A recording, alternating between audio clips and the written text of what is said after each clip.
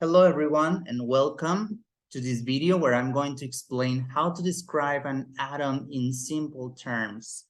Here we can see the representation of the element hydrogen. The chemical symbol for hydrogen, the simplest element that we know, is the letter H.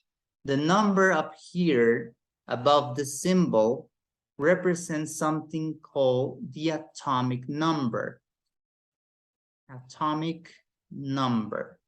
This is a very important number because it gives you the number of protons that are in the nucleus of an atom. Remember that atoms are tiny, tiny, tiny particles that conserve the properties of every element.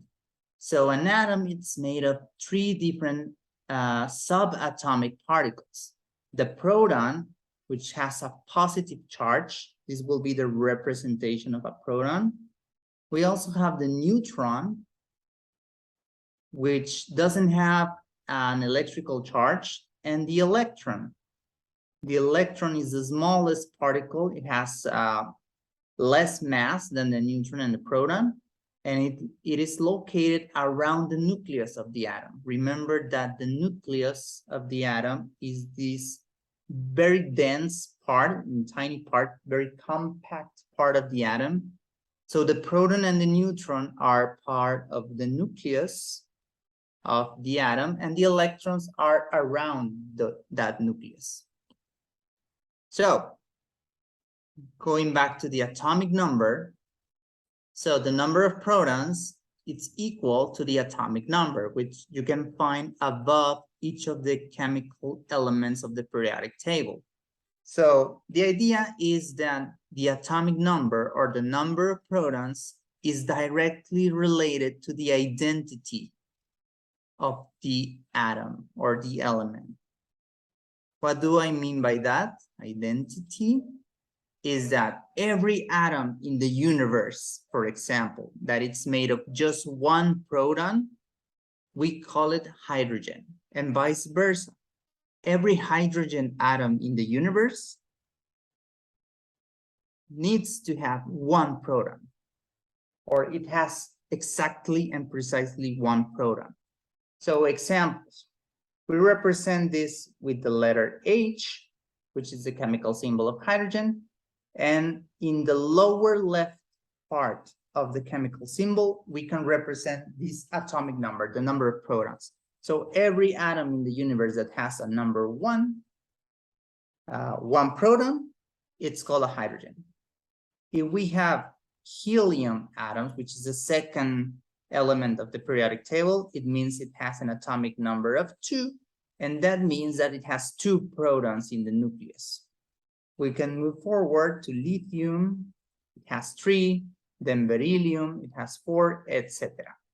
So remember, the atomic number is the number of protons in the nucleus, and it gives you the identity of the elements, okay? But what about the neutrons? Neutrons are also part of the atom, right? So in the case of hydrogen, we can have one proton, okay? So it can be a hydrogen atom, one proton here, but some of the atoms can have another particle, one neutron, or they can have 2 neutrons. All of these 3 types of atoms are hydrogen atoms because they have the same atomic number. They have the number 1.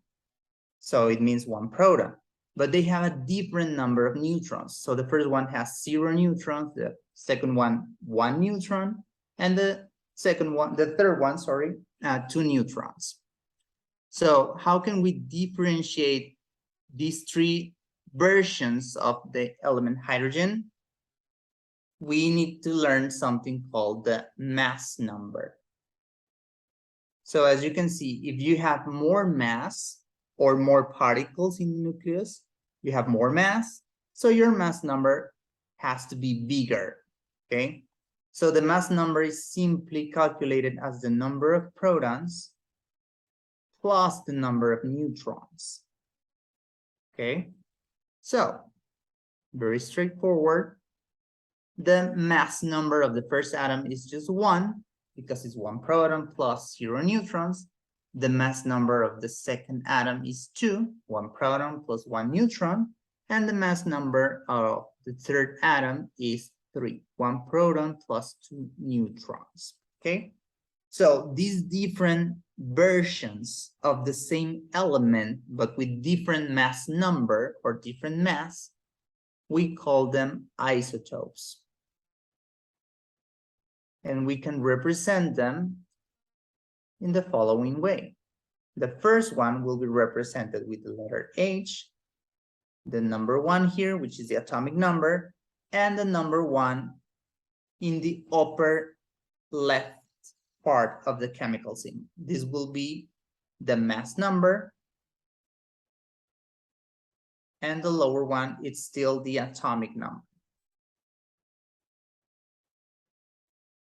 Then we can represent the second one, the same atomic number, because it's hydrogen, only 1 proton, but the number 2 up here. So the mass number is 2. And finally, the third one, atomic number equals to 1 and mass number equal to 3. Okay? So there are different types of isotopes. Some of them are radioactive, some of them are not.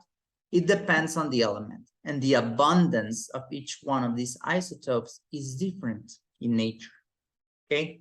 But we have to understand that an element can have a different number of neutrons, but the same number of protons, because it's the same element, and that gives it more mass. So the third one, the isotope with a mass number of 3, it's heavier than the element that has a mass number of 1, because it has less particles in the nucleus.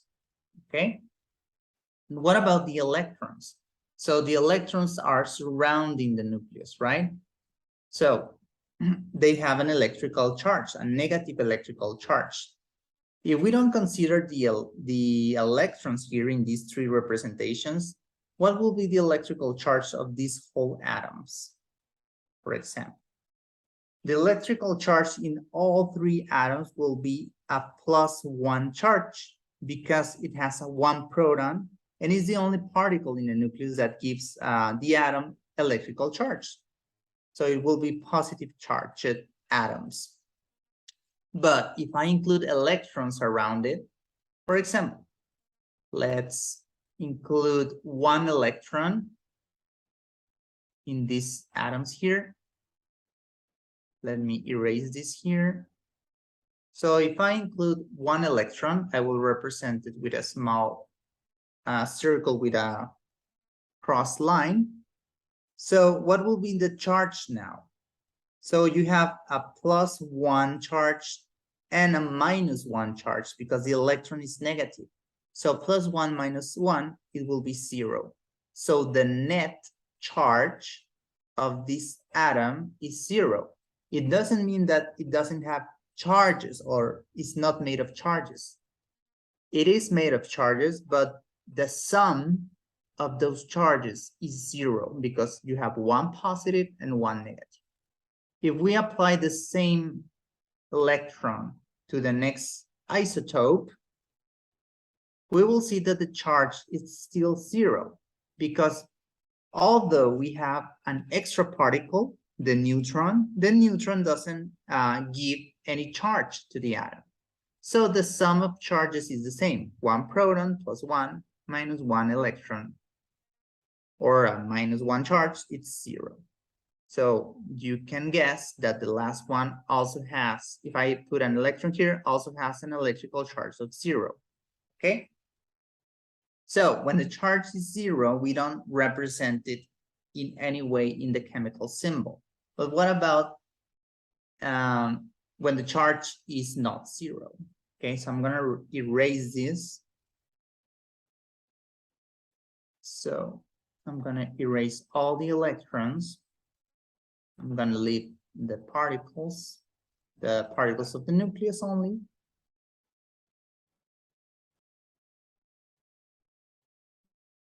So let's say we add 2 electrons, okay, to each one of these isotopes of hydrogen. So now the net charge is a +1 and a -2 because we have 2 electrons. So the net charge is -1, okay? And we represent that in the chemical symbol in the upper right part. So down here, I'm gonna write just a negative sign. We usually don't write the number 1 when we're talking about charges. We just represent it with the symbol, with the sign of the positive or the negative charge. So this represents the net charge. So I'm gonna put an extra electron here. So we have 3 electrons. So now the charge will be +1 proton minus 3 electrons. So it will be a -2.